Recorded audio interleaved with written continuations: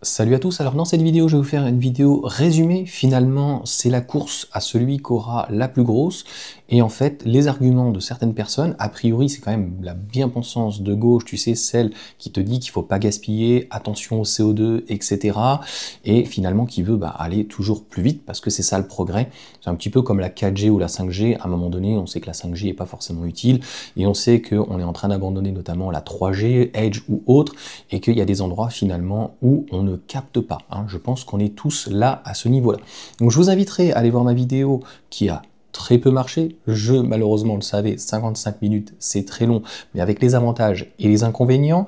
Donc c'est très bien en fait de faire une charge de 10-80 en 10 minutes, mais à quel coût? Donc au niveau des bornes, surtout au niveau des transformateurs, on va devoir passer avec des câbles qui sont beaucoup plus isolés. On va devoir passer donc à la moyenne tension au lieu de la basse tension. Donc tout ça, bien sûr, va avoir un impact, et si finalement c'est pour se retrouver à être bridé à 150 kW parce que concrètement il n'y en aura pas pour tout le monde, franchement ça sert à rien. Et pour moi, aujourd'hui, il n'y a pratiquement aucun véhicule qui propose donc entre 4,30 m et 4,50 m, un véhicule plutôt compact, un peu en dessous d'une berline, une batterie en LFP de 50 kWh net ou brut, donc en tout cas environ, et qu'on soit donc sur plutôt non pas un pic, mais un palier aux alentours de 120, plutôt 150 kW. Donc ça voudrait dire que en 20 minutes, voire un peu moins, on fait un 1080. D'ailleurs, j'ai répondu à 2 personnes, je vous mettrai les commentaires parce qu'ils sont lunaires. Olivier, là, il est électricien, il code et tout, etc. La Hyundai, elle est très bien. Je pense que si tout le monde avait une voiture 800 volts, je suis pas sûr que le réseau pourrait accepter en fait pendant les moments de vacances, les moments où c'est fortement chargé, tout le monde 250 kW. On voit qu'il faut monter donc crescendo, c'est très bien, mais je l'ai expliqué en fait, avant de passer aux 800 watts, il faut déjà soigner son autonomie et soigner donc sa consommation et sa charge. Donc en fait, si c'est pour avoir une consommation élevée, si c'est pour avoir une autonomie et une charge finalement qui est moyenne et qu'on essaie de compenser par une nouvelle technologie, eh bien en fait on a mis la charrue avant les bœufs. Puis c'est surtout, comme je viens de l'expliquer, on arrive finalement dans des arguments d'anti-VE. C'est-à-dire de vouloir faire la course à aller encore plus vite que les voitures en fait thermiques. Un véhicule thermique, on ne pourra pas rivaliser sur le fait de faire 600, 800, 1000, peut-être 1200 km d'une traite. De toute façon, à un moment donné, il y a une réalité, il va falloir s'arrêter. Donc, j'ai répondu à un deuxième commentaire là-dessus, je vous laisserai lire. C'est lunaire, ouais, mais la LR, elle met 35 minutes. C'est vrai, au moins ça laisse la part belle à la batterie LFP. C'est-à-dire que la batterie LFP, finalement, comme elle est un peu plus petite chez Tesla, eh bien, elle est un petit peu plus rapide. Donc elle va mettre une vingtaine de minutes. Et c'est très bien. Un 1080 avec une batterie de 60 kWh, ça suffit largement. Ça veut dire qu'on va s'arrêter à peu près toutes les 2 heures. Et si on ne veut pas s'arrêter toutes les 2 heures, on prend la grande autonomie et on va pouvoir faire des trajets beaucoup plus longs jusqu'à 400 km. Je tiens à dire que 400 km, de toute façon, vous n'allez pas avoir que de l'autoroute à 130. Il y a des endroits où il y aura des 110, il y aura des travaux, il y aura des péages, il va y avoir aussi des agglomérations et peut-être des endroits où il faudra passer à 90, voire éventuellement 50, comme à Lyon, d'autres grandes villes, etc. Enfin, j'ai l'impression que les gens, ils ouvrent les yeux seulement maintenant. Et si vous faites franchement et que vous tapez 4 heures de route, minimum 3h30, voire plutôt 4 heures, voire même éventuellement un peu plus. Tu sais, c'est Dixit, ces gens-là qui veulent la course à la vitesse, mais roulent à 110. Je sais pas, je pensais que t'étais pas pressé, c'est pas logique. C'est vraiment une maladie mentale, c'est vraiment très très grave. Et franchement, si tu t'arrêtes, tu pars à 8h, tu t'arrêtes à midi, je te souhaite pas d'avoir des bouchons ou quoi que ce soit en plus, eh bien, ça veut dire que 30-35 minutes, tu vas manger. Tu verras que 35 minutes, même ton petit McDo, ton petit fast-food que tu vas aller te prendre ou quoi que ce soit, ou ton petit triangle à 4 balles, petit mangeur de quinoa, tu verras que tu n'auras pas le temps. Donc ces arguments-là, aujourd'hui, il faut se les imposer plutôt à des constructeurs historiques, comme Stellantis, comme Renault. Volkswagen est un petit peu mieux là-dessus, où les charges sont par contre nulles, voire vraiment très mauvaises. Donc, où on est obligé finalement, même une petite batterie ne suffit pas. On prend par exemple le Scénic en batterie de 60 kWh, beaucoup de personnes ne la prennent pas parce que l'autonomie en fait n'est pas assez polyvalente et prennent donc des batteries de 87 kWh. Ça veut dire que sur une très grosse batterie qui, en fait là pareil, sur les grosses batteries, on est obligé de compenser, et bien finalement on n'a pas des autonomies qui sont plus importantes que certains véhicules, en tout cas en référence, mais qu'on va avoir une charge qui est encore plus longue. On est sur du 40-45 minutes. Donc, honnêtement, si on exploite, c'est ça que je veux dire, le 400 volts à sa juste valeur, eh bien, en batterie LFP, que ça soit un véhicule avec une batterie de 60 kWh ou 50 kWh et qui fait 2 heures d'autoroute, ça suffira largement. On parle bien des longs trajets, parce que pour le reste, ton 800 volts, on n'en a rien à foutre. Franchement, même pour le quotidien ou quoi que ce soit, à qui ça parle? En fait, ça peut parler qu'à un professionnel de l'automobile. Tu vois, un taxi ou autre qui se dit, bah voilà, moi je recharge en 10 minutes, j'ai pas le temps. Mais voilà, je m'arrête pas pour aller aux toilettes, je ne fais rien, donc en fait j'attends, donc en fait c'est une perte de temps. Et le temps, il paraît que c'est de l'argent, alors que le temps, c'est quand même autre chose. Donc pour le reste, et Tesla reste la référence en batterie LFP, ce sont les meilleurs en charge et en autonomie, donc faire 2 à 3 heures, la Model 3 par exemple est excellente là-dessus, on peut pratiquement faire à 110 3 heures, donc ça suffit largement. Si ça vous ne suffit pas, et bien dans ces cas-là, on prend la LR. Par contre, c'est vrai qu'aujourd'hui, la grande autonomie, la batterie LG, qui est très très bien, ou Panasonic, je crois, de mémoire aux États-Unis, eh bien, la charge est lente. Le pic est très bon, 250, mais le palier demande à faire mieux. Si Tesla n'arrive pas à faire mieux, alors qu'ils ont réussi à exploser un palier sur une BYD Blade, posez-vous les bonnes questions. Donc, le but aussi, c'est peut-être pas de démonter les batteries. Donc, on voit aujourd'hui des modèles S où les batteries n'ont jamais été changées, qui commencent à avoir 4-5 ans sur des taxis, qui ont 500, 600, 700 000 km, je ne pense pas que les autres constructeurs peuvent en dire autant.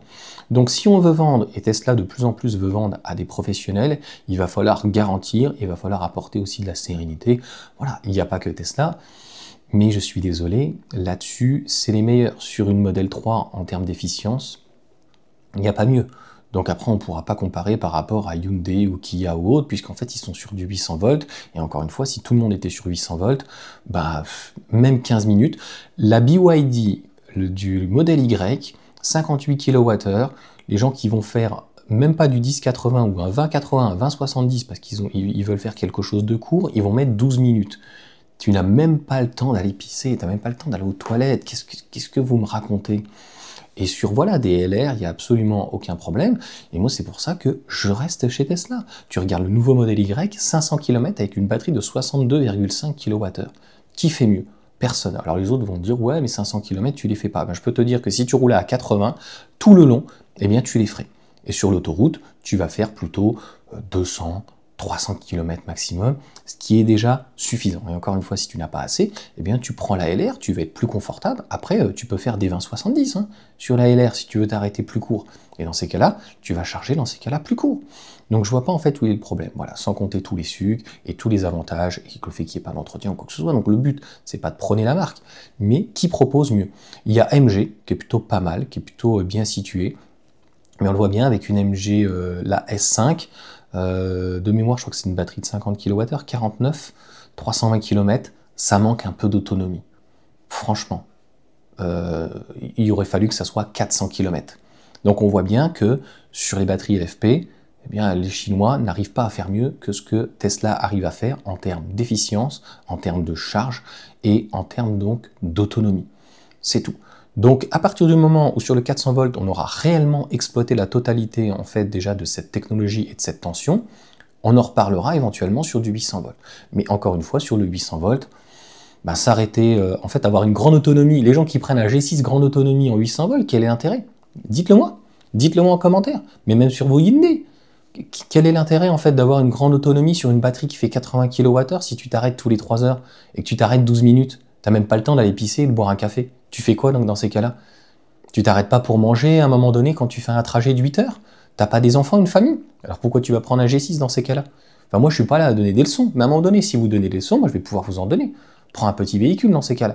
Donc non, en fait c'est ridicule, c'est ces gens, très souvent malheureusement, qui sont d'idéologie de gauche, qui sont passés à la voiture électrique parce qu'on leur a dit que le CO2 était mal, et qui, voilà, ont pas envie de s'arrêter et d'attendre 20 ou 30 minutes.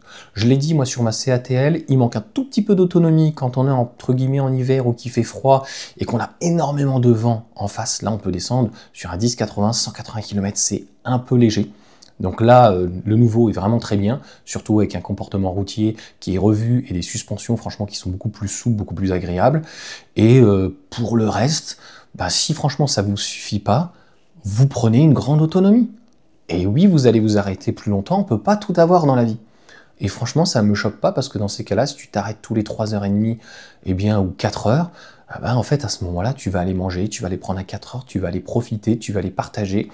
Et encore une fois, ces gens-là qui sont passés de la voiture thermique, souvent pas du tout des passionnés, à la voiture électrique, et qui ont souvent des SUV électriques et qui viennent faire la leçon de morale en fait aux petits gens qui sont dans des véhicules thermiques parce qu'ils polluent avec leur CO2 et que c'est mal et qu'on devrait les exterminer, te disent ouais mais la voiture électrique finalement est pas assez puissante, mais on veut pas de voiture de Tesla parce que c'est des voitures de nazis, tu comprends, donc en fait voilà Elon Musk et Trump etc. Enfin c'est compliqué aujourd'hui et donc on en arrive à c'est pas assez rapide, nous on veut quelque chose de plus rapide etc. Il me semblait qu'on devait faire des 10-80, ça veut dire que honnêtement tu vas à la station, parce que très souvent, en fait, tu es chez Unity, tu vas à la station, tu n'auras même pas le temps d'aller aux toilettes, d'aller boire un petit truc ou te poser. Donc, je croyais qu'ils n'étaient pas pressés, ces gens-là. Donc, franchement, s'arrêter une vingtaine de minutes. Le problème, c'est plutôt sur les constructeurs, encore une fois, historiques, qui ne proposent pas, en fait, des batteries assez optimisées, on le voit bien au niveau du pack, qui ne proposent pas en fait des autonomies qui soient assez importantes, et que des fois même le groupe Stellantis ne propose pas la pompe à chaleur, donc de série. Donc pompe à chaleur, préconditionnement et une gestion de la consommation avec voilà, pareil, une charge avec le BMS et tout ça me fait dire quand même, ça me fait quand même beaucoup rigoler les gens qui me disent, ben, le commentaire que j'ai eu sur la Model 3, où je parle de la Model S, et le type te dit, ouais, mais bon, on entend de plus en plus, la Model 3 est vieillissante, elle est de 2019, ouais, mais quand tu vois, en fait, le véhicule a toujours progressé, donc il a gardé le même comportement, on va dire, routier, mais l'Highland a revu énormément, donc les suspensions elles sont plus douces. On a un agrément de conduite, je vends pas le truc, c'est une vérité. La batterie a commencé avec une NCA, a priori, sur du 52 kWh, est passée à 55, 60, peut-être demain 62,5. Elle s'est quand même un petit peu alourdie aussi, c'est un inconvénient. Donc la course à l'autonomie et la course, en fait, à la vitesse de recharge, à un moment donné, je trouve ça stupide. À partir du moment où on arrive à un certain niveau, l'argument ne tient plus. Et je vous l'ai dit, moins de 20 minutes, un 10-80 et de faire 2 heures de route, donc à peu près 250 km, ça suffit largement. Si ça ne suffit pas, vous prenez une grande autonomie et franchement, la recharger en 30, 35, même 40 minutes, ça vous suffira parce qu'à ce moment-là, vous allez prendre le 4 heures, vous allez manger. Donc en fait, et si franchement je pense que ces gens-là, en fait, de cette bien-pensance de gauche, ben, ne sont pas contents et en fait veulent du 800 volts et ils sont égoïstes parce qu'en fait ils veulent des composants bien particuliers, je tiens à rappeler, hein, je vous ai fait la vidéo et je vais pas faire une vidéo d'1 heure là, une borne en 800 volts, ça coûte près de 100 000 € en fait. Alors qu'une borne en 150 kg par exemple, 150 kW, c'est 30 000 €. Donc n'allez pas dire qu'en fait c'est pas du gaspillage. Donc clairement, si ça convient pas, bah, revenez à un thermique, parce que j'ai l'impression de voir des arguments d'anti-VE. Franchement. Donc moi, ça m'arrive souvent de me déplacer ou de faire des longs trajets. Bah, s'arrêter 3 fois sur 800-900 km, ça se fait très bien. Et on le fait d'une manière différente. Donc on regarde les endroits, des points de charge, je vais prévoir tout dans le coffre à l'avant, et le coffre à l'avant il est hyper pratique parce qu'en fait voilà j'ai mes deux petits caissons, voilà j'ai mes deux petites glacières, je mets mes pains de glace, c'est frais jusqu'au bout, les enfants on peut boire voilà de l'eau, on peut manger, et en fait on perd pas par contre le temps à la base où on allait éventuellement en fast-food ou au restaurant ou autre, ou même à Buffalo ou quoi, parce que en fait on essaie d'optimiser ce temps-là, c'est vrai. Et donc finalement, le temps qu'on perdait en véhicule thermique, bah, s'arrêter le midi, pendant 1 heure, bah, finalement, on s'arrête 3 fois 20 minutes, 25 minutes. Après, oui, c'est pas parfait chez Tesla, on est obligé de sortir de l'autoroute. Maintenant, si tu vas sur une aire de pau, le temps que tu trouves la borne, tu verras que tu vas perdre pratiquement tout autant de temps. Donc, par rapport à une station-service, c'est quand même plus agréable parce que tu arrives, paf, tu mets ton pistolet et t'attends pas et t'es pas là en fait à attendre le pistolet, etc. Donc, je vois pas encore une fois donc où il est le problème, et par rapport donc au temps, pour moi, tout ceci est un faux argument, et avoir une grande autonomie qui peut te recharger en 15 minutes, je vois pas en fait ce que ça peut t'apporter en fait aujourd'hui. Donc cet argument en fait aujourd'hui de la vitesse, ce n'en est plus un. sauf chez les constructeurs donc historiques. C'est vrai que Renault, bah voilà, va devoir passer aux 800 volts parce que la charge elle est nulle à la base. Donc en fait, cette architecture 800 volts va permettre de passer du câble, va permettre de passer en fait un joule ou en tout cas beaucoup plus de puissance dans les câbles et en fait la puissance, donc voilà, et le temps va être divisé par 2. Mais le coût. Et on sait que pour le moment, le 800 volts coûte plus cher, non pas aussi parce qu'il y en a moins, mais parce que c'est une technologie qui demande aussi des spécificités. Voilà, je vais pas revenir tout dessus. Donc voilà pour cette vidéo, voilà ce que j'en pense.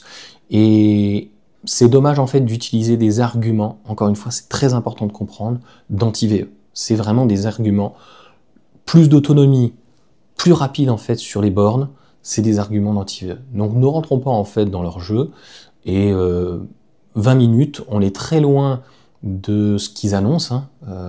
J'ai eu beaucoup d'arguments, ça s'est un peu calmé, et puis je fais moins de short, parce que souvent tu as des commentaires débiles.